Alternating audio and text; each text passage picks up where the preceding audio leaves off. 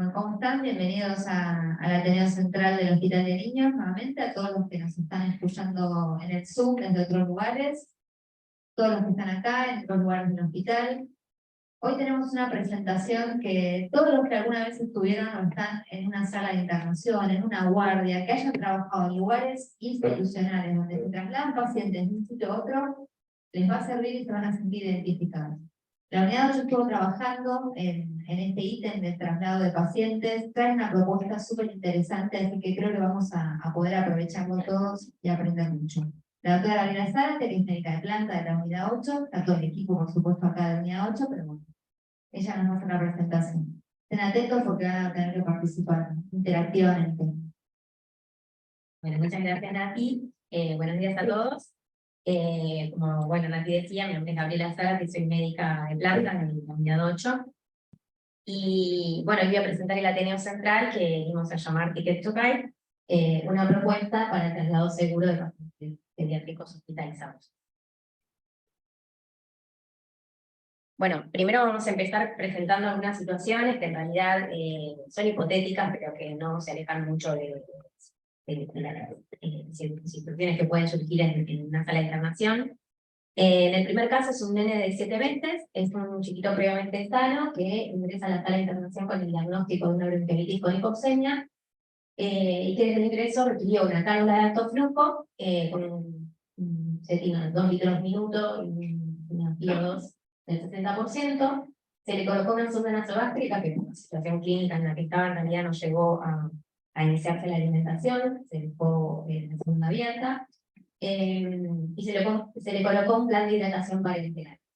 Rápidamente evoluciona con desmejoría clínica, aumenta el esfuerzo respiratorio, persiste con mala entrada de aire, taquicárdico, taquipneico, con una saturación del 95%. Esta situación se interpreta como un fracaso del dispositivo de alto flujo y se decide su pase a terapia intensiva. Ante esta situación, bueno, se prepara el traslado, ¿no? En una primera instancia se realiza la comunicación con los médicos terapistas desde la sala, se acuerda el pase del paciente a terapia, se explica mientras tanto la situación a la familia, la necesidad de la derivación, enfermería mientras tanto condiciona al paciente, se cierra la sonda nasogástrica, se coloca de manera que durante el traslado esté resguardada de los accidentales, se deja la vía intermitente, se retiran las vías de suelo y se cierra el balance. Se prepara mientras tanto también la camilla de transporte con un tubo de oxígeno y evaluando la situación del paciente se decide llevar también un resucitador manual, un ambulante. Se desconecta la cánula de alto flujo, dado que los humidificadores no cuentan con batería, y se coloca para el traslado una máscara de reservorio a 15 litros. El paciente se acomoda en la camilla y se usa para el monitoreo un oxímetro de pulso montano. Se elabora un resumen de internación, el cual se adjunta a la historia clínica, a las indicaciones, a los hojas de enfermería, bueno, en este caso no presentaba exámenes complementarios. ¿Hay algo más que a ustedes les parece que hubiese tenido que tener en cuenta en este caso para la preparación del traslado? ¿Algo que quisieran agregar?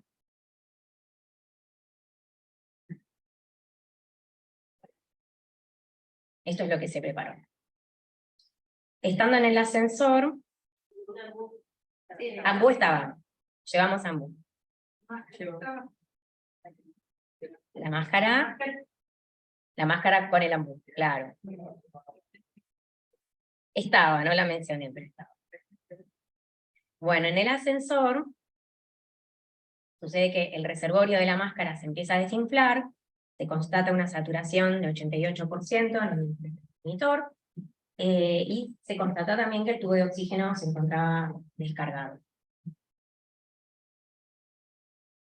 Bueno, en ese momento entonces, tenés mucho para hacer, el paciente ingresa intempestivamente a terapia intensiva. Una situación que uno quisiera evitar, ¿no es cierto? Bueno, ¿cómo hubiésemos evitado esa situación? ¿Les ocurre algo que podríamos haber hecho? constatando que... ¿Cómo? Claro. Chequear que el tubo de oxígeno tenga carga, ¿no? Bueno, en la segunda situación tenemos una nena de 7 años con el diagnóstico de una leucemia linfoblástica aguda de tipo B, de riesgo intermedio, que se encuentra cursando una internación prolongada desde el diagnóstico, en realidad está el LLA, por una problemática habitacional. Ya la internación lleva aproximadamente 2 meses y medio. Como antecedentes en la internación, presentó en el periodo de inducción un síndrome de lisis tumoral, una neutropenia febril con un foco intestinal, e hiperglucemias que requirieron insulina, la aplicación de insulina, todo esto asociado a la corticoterapia de la fase de inducción. Y se le colocó un catéter implantable. Estas situaciones ya están resueltas, ¿no? La paciente actualmente se encuentra internada, recibiendo el protocolo de quimioterapia, el protocolo 1B, ya está en la 4ª semana. Bueno, que recordamos consiste en 4 dosis de citarabina y una dosis intratecal. Después de recibir la 4ª dosis de citarabina, presenta un registro febril de 39 grados, sin descompensación hemodinámica, y al examen físico no se objetiva ningún foco infeccioso. Se interpreta entonces una neutropenia febril sin foco, asumimos una neutropenia o sospechamos una neutropenia por el estadio en el que se encuentra de quimioterapia. Se toman cultivos, cultivo periférico, cultivo del catéter, urocultivo, y se indica el tratamiento antibiótico con piperacilina, tazobactam y amicacina. Mientras nos encontrábamos preparando, esta es una situación hipotética, quiero volver a aclarar, tomando los cultivos y acondicionando a la paciente, presenta una convulsión tónico-clónica generalizada, que se vuelve prolongada y requiere el pasaje de lorazepam, 2 dosis de lorazepam, y una dosis de difenidantoína, con una respuesta tardía. La convulsión se prolonga aproximadamente unos 18 minutos y cede después de un tiempo de esta dosis de difenidantoína. Se interpreta entonces un estatus convulsivo, no podíamos justificar la causa. Se avisó a los médicos terapistas y se acuerda junto con ellos, para el monitoreo de la paciente, pasar a terapia intensiva. Como la paciente ya se encontraba en un periodo posictal, ya se encontraba relativamente estabilizada, pasa para monitoreo, pero solicitan aguardar unos minutos para preparar el aislamiento. Bueno, y nuevamente nos encontramos ante la necesidad de preparar justamente el traslado, y en el mientras tanto, en ese tiempo de espera, se decide, buscando la causa de esta convulsión, realizar una tomografía del sistema nervioso central, por lo cual ahora teníamos que preparar el traslado, no solo para la terapia intensiva, sino también para el servicio de imagen. ¿Cómo nos preparamos para el traslado? Nuevamente, ¿no? Una comunicación primero médico-médico, los médicos de terapia intensiva, se acuerda el pasaje como habíamos dicho antes, perdón. No. Y también se habla con el servicio de imágenes, quienes informan que están en condiciones de recibir a la paciente, ¿no? Bueno, se explica la situación nuevamente a la familia, y la necesidad de su ingreso a terapia intensiva, la necesidad del traslado. Se prepara la camilla de transporte, y para esto se dispone de un tubo de oxígeno de transporte que por si se requiere durante el traslado, una máscara de reservorio. Se prepara también la bomba de infusión con batería, porque recordemos que es una paciente que tiene un catéter implantable habilitado y necesitamos mantener un goteo continuo para el mantenimiento, y un saturómetro de pulso. Se lleva la historia clínica completa y los estudios complementarios. Y además se prepara la orden de tomografía. Nuevamente vuelvo a preguntar, ¿hay algo más que a ustedes les parece que se tendría que haber preparado para el traslado? ¿Algo más que hubiesen sumado? La estación.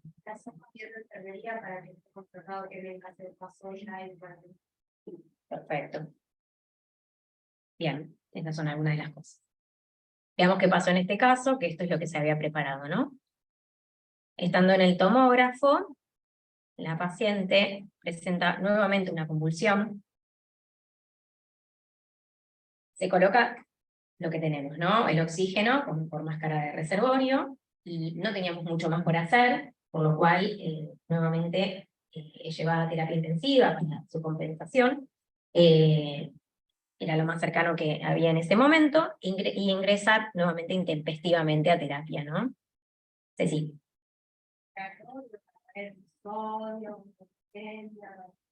Salió el laboratorio y todavía estaba pendiente. Fue todo muy rápido, se estaban haciendo los laboratorios, tomando los cultivos, y es cuando empieza con la nueva convulsión.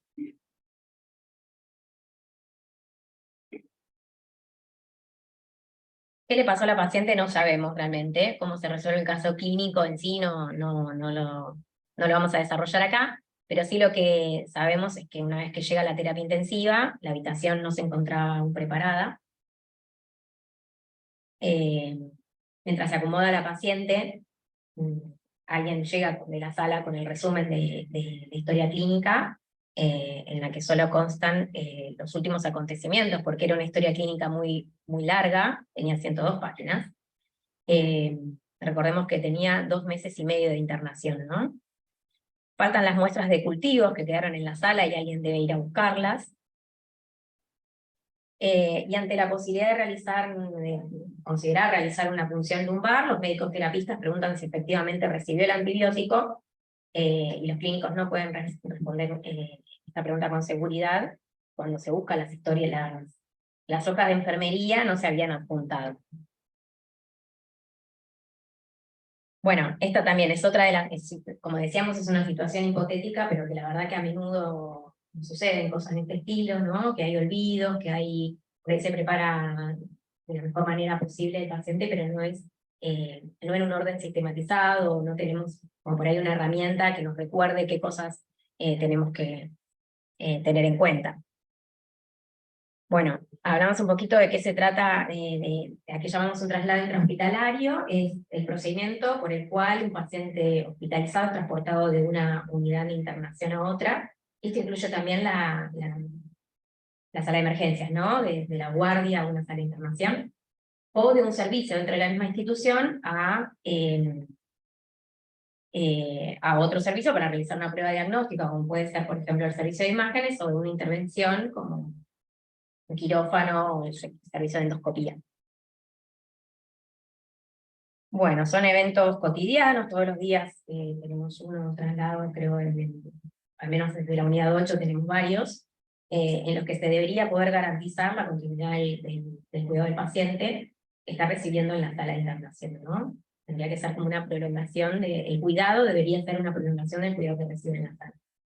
Y es una instancia en la que pueden ocurrir fallas y complicaciones. Bueno, ¿cuáles son los factores que están asociados a mayor riesgo en los traslados intrahospitalarios? Va a haber factores relacionados con el paciente y otros que están relacionados más con el personal sanitario y con la institución, ¿no?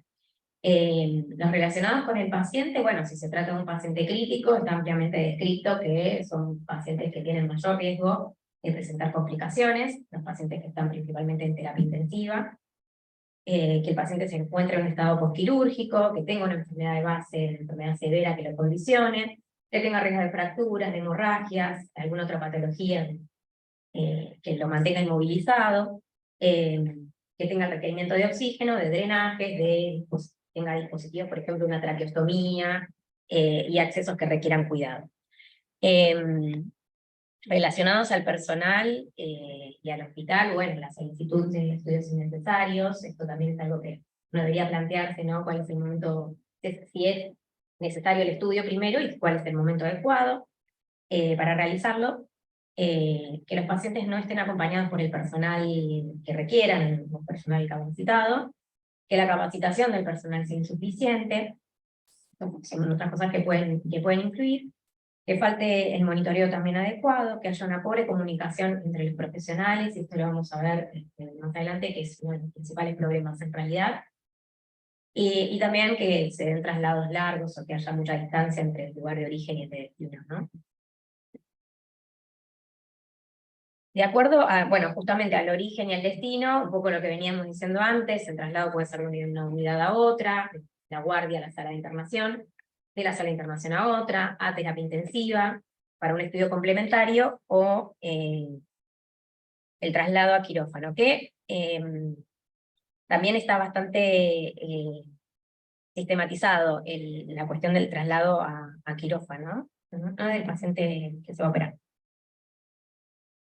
De acuerdo al estado clínico del paciente, podemos dividir a los pacientes en 3 categorías. Hay un grupo de pacientes que no precisan un acompañamiento de personal médico, pueden ir acompañados, por ejemplo, de un camillero, si se les pusiese. Son pacientes que presentan baja complejidad, que por ahí no tienen, que no requieren un monitoreo, que no han necesitado una estabilización reciente, y que no disponen tampoco de ningún acceso vascular, bueno, traqueostomías, entre otras cosas. En el segundo lugar sí se encuentran estos pacientes con una necesidad de cuidados de baja y mediana complejidad durante el traslado, que van a requerir el acompañamiento médico, ¿no? Como decía, son los pacientes que tienen por ahí un dispositivo, algún acceso venoso para cuidar, sobre todo los que tienen un catéter de larga permanencia, que están infundiendo medicación, que están infundiendo nutrición parenteral, que tienen traqueostomía, que necesitan oxígeno, entre otros. Y en tercer lugar se encuentran los pacientes que antes mencionábamos, de los que más se habla en la literatura, en la bibliografía, y que son los pacientes en situación crítica, que necesitan un monitoreo invasivo, y que para el traslado intervienen muchas personas. El riesgo que presentan en cada traslado es altísimo, por lo cual hay muchas guías bueno, que permiten llevar a cabo un traslado seguro, ¿no? Bueno, en la literatura, como les decía, en la bibliografía no se encuentran demasiados reportes de trabajos que hablen de pacientes que no se encuentran internados, que requieren ser trasladados y que no se encuentran en terapia intensiva.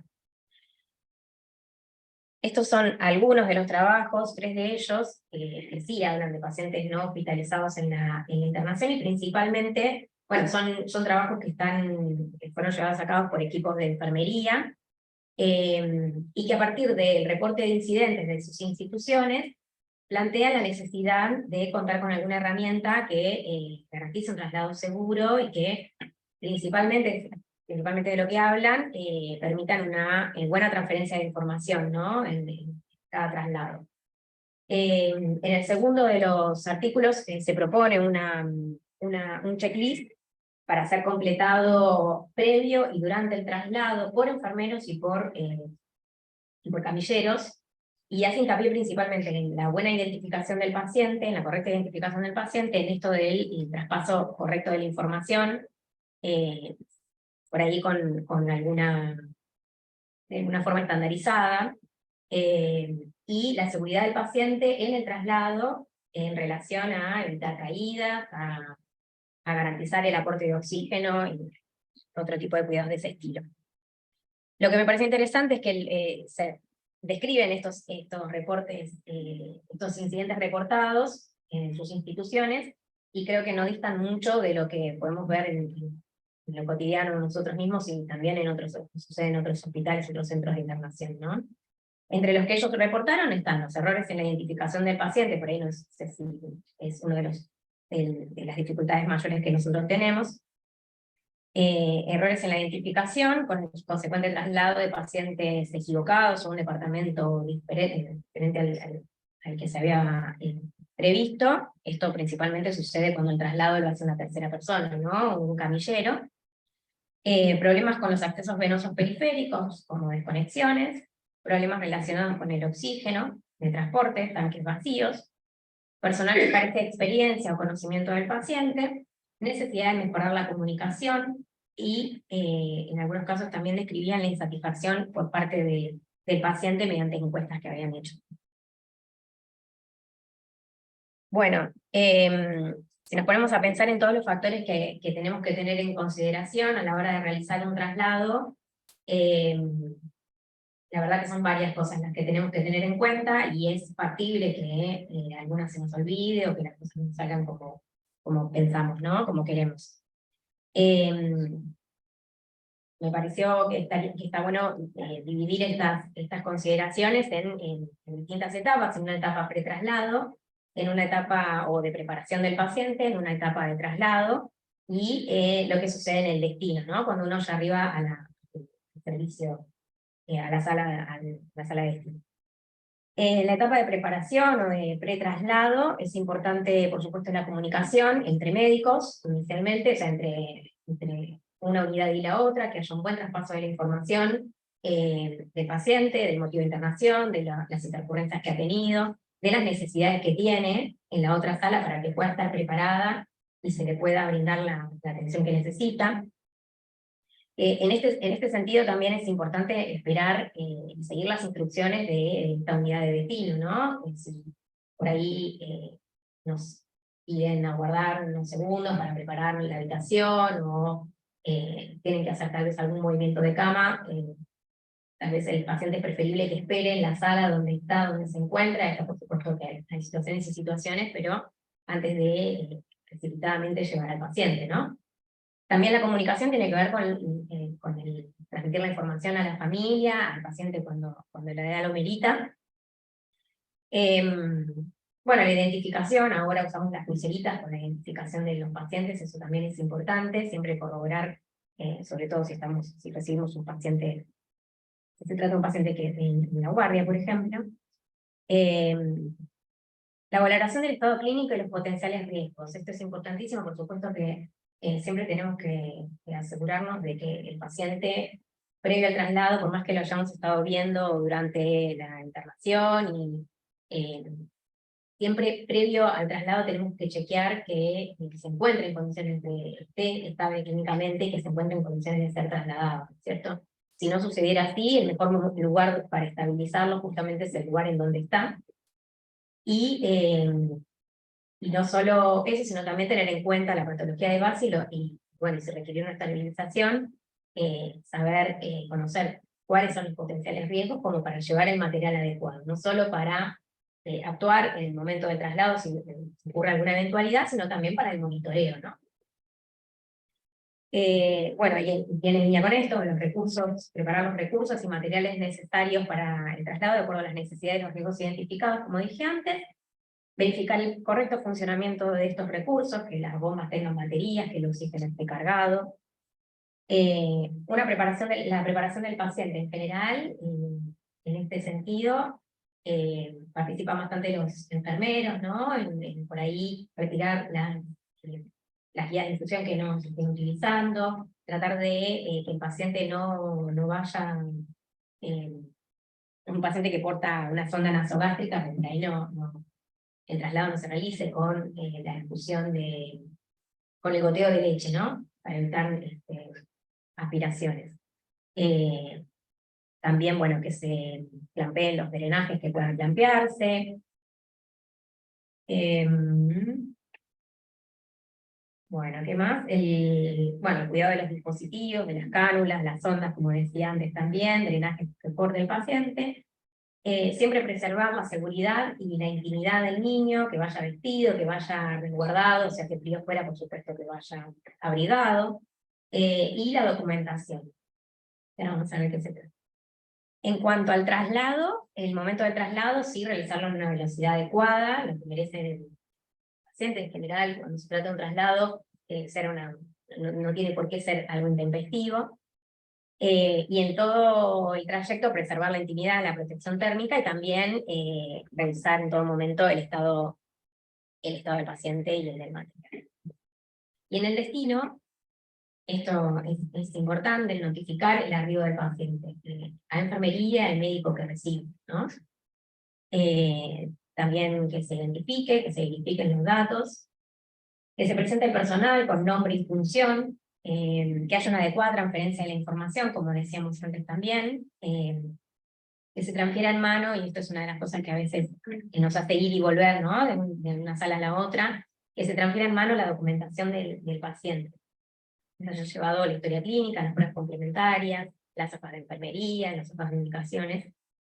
Y una vez que llega, se acomoda el paciente en la camilla, se colocan en su sitio original los drenajes, las bombas, los sistemas de monitorización se ponen en funcionamiento, Y una vez que la persona encargada del traslado regresa a la sala de origen, se pone el material que se haya utilizado durante el traslado y la medicación que se haya utilizado también. Bueno, a partir de estas consideraciones, nos preguntamos qué es lo que pasa en el hospital. Siempre es bueno poder hacer un reporte de incidentes, ¿no? De tener Ay, no. Sí, me olvidé.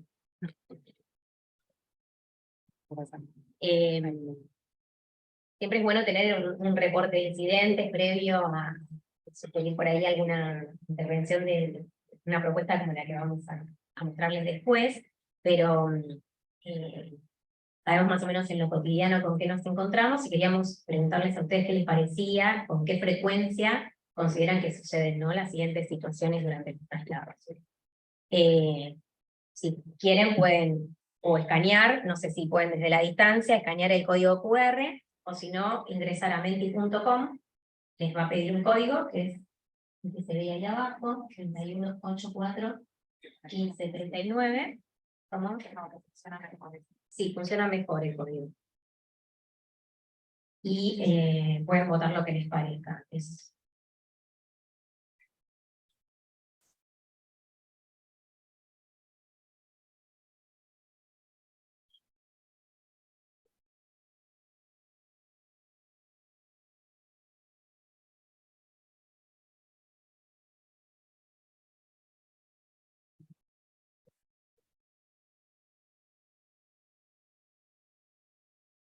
Se ve en vivo. No sé.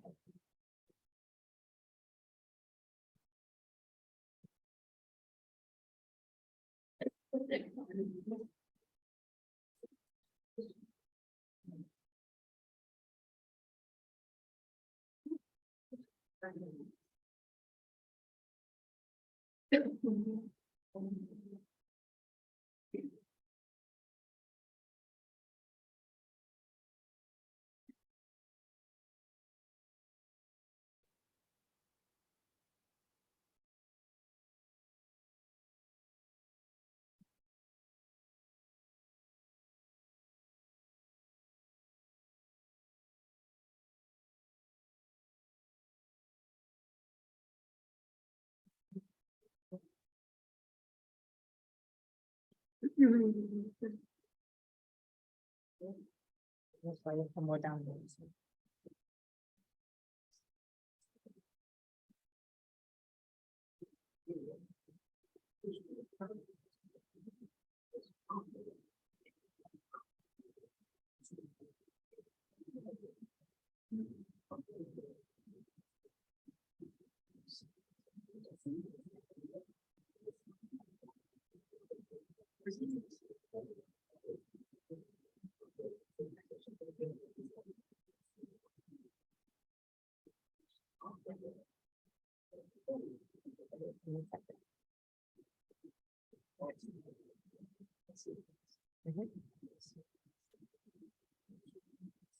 Sí.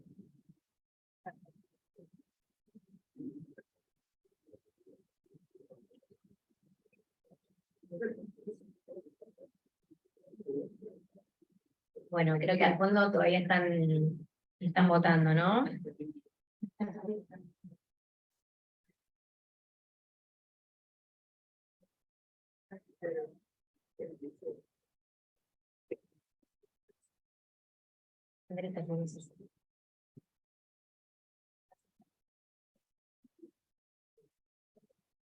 Bueno, ¿estamos? ¿Cerramos la votación? No me acuerdo cómo se cierra, a ver. No. Bueno, ya está, es esto. Se van yendo algunas. Bueno, lo que podemos ver principalmente, bueno, los errores de identificación son por ahí, son lo que menos se puede reportar, ¿no? En el hospital tal vez no es algo que no suceda con regularidad, porque bueno, en general los pacientes son transportados por el mismo médico que lo cuida normalmente, ¿no? Lo conoce.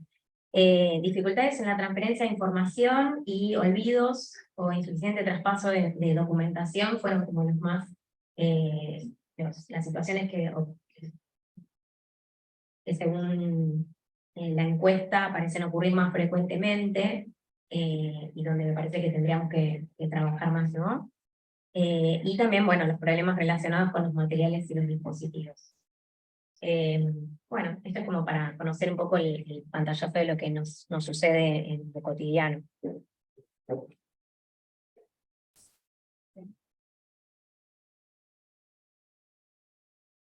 Acá. Share.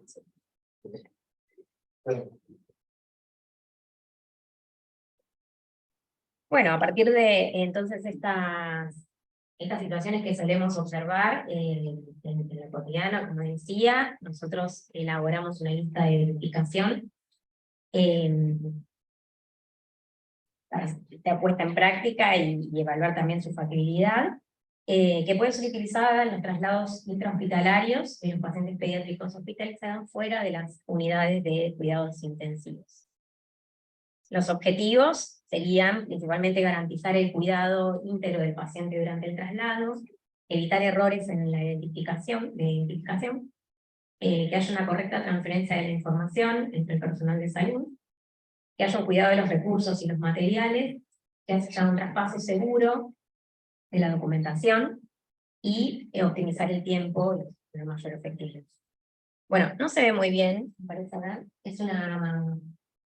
podemos ir pasando, en realidad, armamos una lista de verificación que si quieren, pueden ir viéndola por ahí en papel, que es más fácil de leer, tiene una letra chiquita, pero tenemos que lograr un diseño diferente. Parece larga, no es tan larga como parece en realidad. Principalmente, lo vamos a desglosar un poco, tiene 2 columnas, una para estar completado previo al traslado, y una luego de que el paciente llegó al destino. No hace falta ir preparando las cosas e ir completando en la medida, es una ayuda a memoria de alguna manera, pero no hace falta ir completándola inmediatamente, sino uno puede haber preparado el traslado, tomar la lista de verificación, chequear que se hayan dado se hayan cumplido los distintos pasos, ¿no? Y si algo me olvidé, bueno, volver para atrás. Bueno, en la primera fase, en la primera columna, en realidad, vamos a hablar del pretraslado. Hay una primera sección que habla de la comunicación, y tiene que ver con esto, de notificar al destino, como decíamos antes, chequear confirmar que la unidad de destino esté preparada, identificar al paciente, que esté el adulto responsable, y comunicar al paciente y la familia. Son todas cosas que parecen obviedades, ¿no? Pero que la verdad es que en la vorágine de hacer cosas, alguna puede quedar, o a veces son realizadas por varias personas y nos superponemos. Hay una segunda parte en la que se evalúa el estado del paciente, si es que requirió una estabilización reciente o no. Esto a considerar porque puede que requiera alguna medicación, por ejemplo, de emergencia, o algún monitoreo en particular. Bueno, también dejar, bueno, nada, registrar si es que recibe algún tipo de dispositivo en particular, si recibe oxígeno complementario, tiene algún acceso vascular principalmente habilitado, ¿no? Si cuenta con sonda nasogástrica, traqueostomías u otros dispositivos. Y esta información para la persona que lo está trasladando, si tiene alguna alergia conocida, si está en una situación de inmunocompromiso, si tiene algún aislamiento epidemiológico o algún riesgo de hemorragia, ¿no? Ay, no era así. Ahí está.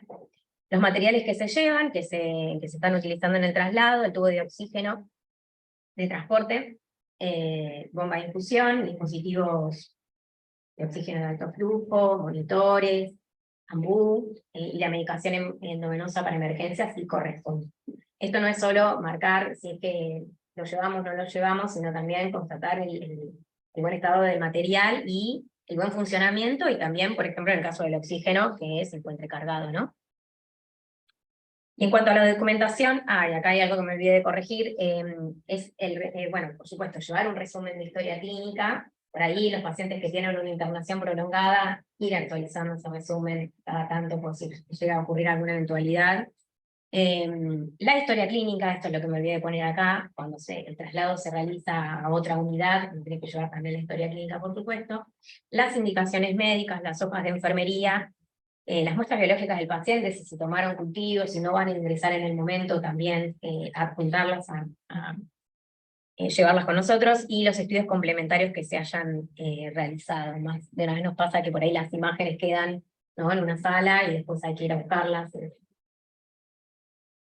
Bueno, en esta última columna, si el paciente se encuentra en condiciones de ser trasladado, y esto, como decíamos, no es una evaluación que se tenga que hacer, no sé, 1 hora antes del traslado, sino, bueno, rechequear que el paciente esté en condiciones de realizarlo, bueno, se marcará que se encuentra en condiciones, y con el aval del pediatra que lo está viendo, y del enfermero que también está a cargo, ¿no? Y una vez que en el destino, bueno, también las cuestiones que hablábamos antes del tema de la comunicación, que se notifica al personal de la unidad del arribo, a enfermería y a médicos también, que se realiza la correcta transferencia de la información, que se entregue en mano la historia clínica, los resúmenes, toda la documentación del paciente, y la correcta identificación del paciente que ingresa, ¿no? Con la verificación de los datos y que coincidan los documentos con la documentación, digo, la historia clínica con el paciente, la identidad del paciente. En cuanto a la seguridad, bueno, que se coloquen en su sitio original todos los drenajes, un poco lo que decíamos antes, ¿no? No quiero ser tampoco reiterativa. Y esto también es importante. Si ocurrió algún evento durante el traslado, por ejemplo, un paciente que presentó una desaturación por falta de oxígeno, bueno, por ahí no se me trae ejemplo, pero por ahí un paciente que tuvo una convulsión y requirió el pasaje de medicación en el traslado, durante el traslado, o se cayó de la camilla, o sucedió algún evento de ese estilo, es necesario también que se registre en la historia clínica de los eventos ocurridos, ¿no?, en el transporte.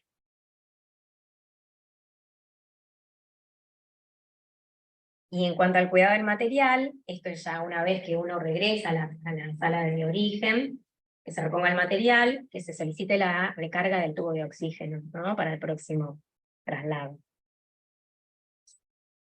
Con respecto a esta última, a esta lista de verificación, lo que proponíamos es que nosotros lo vamos a empezar a implementar en la sala como una prueba piloto. La idea sería que la persona que lo completa, la persona encargada del traslado, que lo completa, traslada al paciente, vuelva con esa hojita, ese checklist, a la sala y haya alguna carpeta o algún lugar donde podamos registrar todos estos traslados, ¿no?, cómo se fueron realizando, y eso también nos va a permitir una evaluación, cómo accionamos, qué es lo que tenemos que por ahí fortalecer, no solo en el checklist, sino también en nuestro accionar cotidiano. Bueno, como conclusión, entonces, sabemos que el traslado intrahospitalario de pacientes hospitalizados en las salas de internación representan una instancia de posibles errores y complicaciones. Proponemos la implementación de una lista de verificación en las distintas instancias del traslado, con el objetivo de optimizar la seguridad del paciente y la calidad de atención, así como el cuidado de los recursos también del hospital. Y surge esta iniciativa desde la necesidad de cambio, y bueno, va a requerir el compromiso en realidad de todos los profesionales, y del trabajo en equipo, y por supuesto exigirá una evaluación.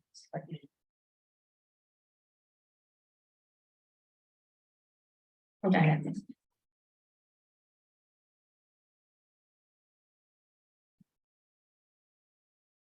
No, pero eso. No veo que estás haciendo. Bueno, Claudia Berrón, en terapia intensiva integral. Nada, algo conocía que estaban haciendo la gente de la 8, esta lista de implementación, y está muy buena, me parece que está buena. Vamos a esperar cómo lo implementan ustedes, a ver sus resultados, que si funciona, que debería funcionar, pero bueno, está bueno tenerlo escrito con los indicadores. Está bueno para venderlo al resto del hospital, digamos, en las otras áreas, ¿no? Está bueno para la guardia que lo use cuando lleve a los pacientes a la sala, está bueno que de sala en sala, y está bueno cuando vienen a terapia. Nosotros quizás en el traslado hay máquinas, tenemos que adicionar otras cosas, bien está buena para nosotros, y está bien para cuando nosotros pasamos un paciente a sala. O sea que me parece que en todos los aspectos de la internación está bueno como ayuda a memoria. La verdad que uno cree que prepara todo, pero a veces en urgencia se olvida de cosas, y lo peor es olvidarse de algo y que nos pase algo en el medio del traslado. El susto que nos pegamos, lo que le puede pasar al paciente, lo que la familia ve que pasa, digamos, todo está mal, digamos, cuando pasa un accidente. Así que me encanta la idea. Sería bueno que después nos cuenten qué pasó cuando ustedes hagan sus indicadores, y empezar a proponerlo al resto de la sala, si anda bien, para que sea algo ya institucional. Me parece que es la posibilidad de mejorar muchas cosas que tenemos que mejorar, entre otras. Gracias. No, simplemente conocer que nuestro hospital, como si esto lo están viendo en otros hospitales, es un hospital pabellonado, con distancias que no disminuyen de 80 metros a una cuadra y pico, en traslados que tenemos que realizar desde diferentes, claro, de diferentes áreas de internación hacia rayos, hacia terapia intensiva. Son distancias prolongadas. En muchos otros lugares quizás las distancias son menores, lo que también va de la mano de, como estuvimos diciendo, mayor cantidad de posibilidades de complicaciones asociadas al tratamiento. Y bueno, agradecerle a Gabriela que tomó esta temática y que es nuestra nueva médica de planta, por la dedicación y por la experiencia que nos trae. Gracias. Bueno, le voy a dar al doctor Manuel Joaquín. Hay que decir, porque los que están en Zoom también, de eso no es cuestión objetiva de que todos son.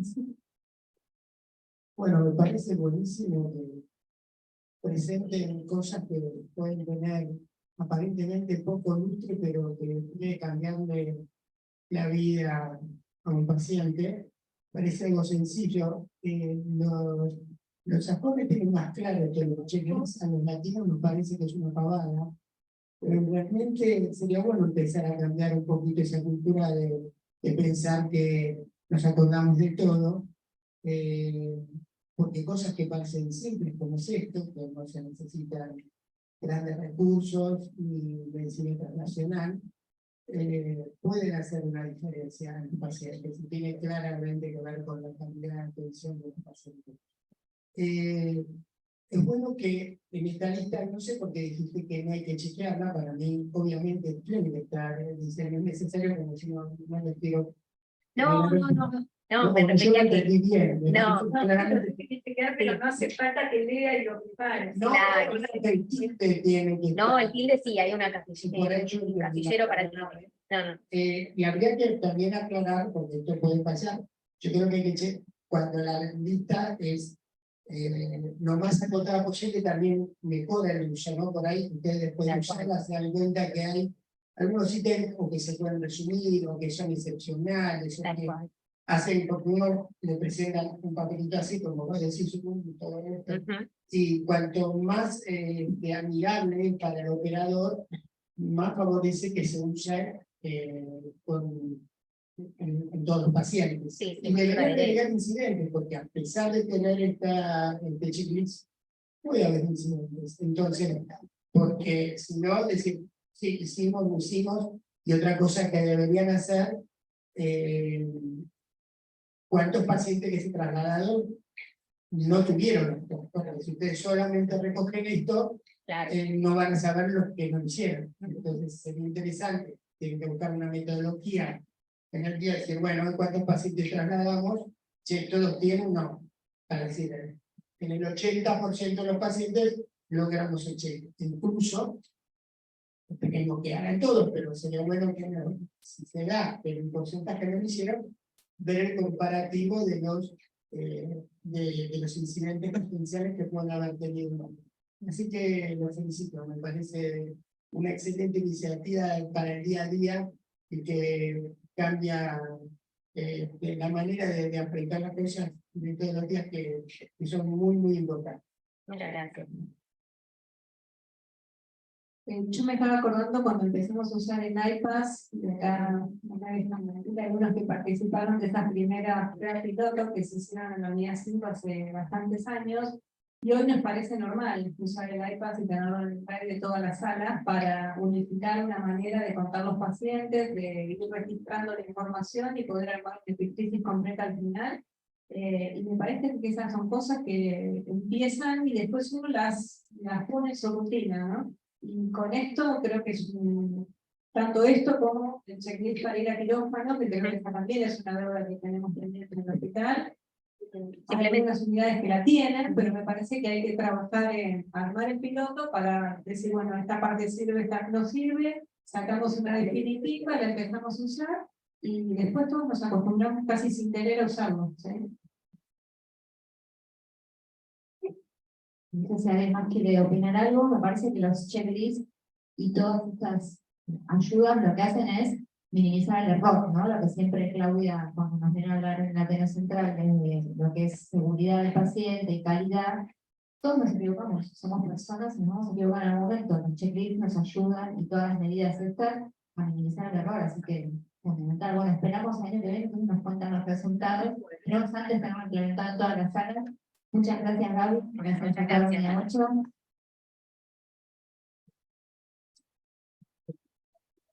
Vamos a sacarnos de acá.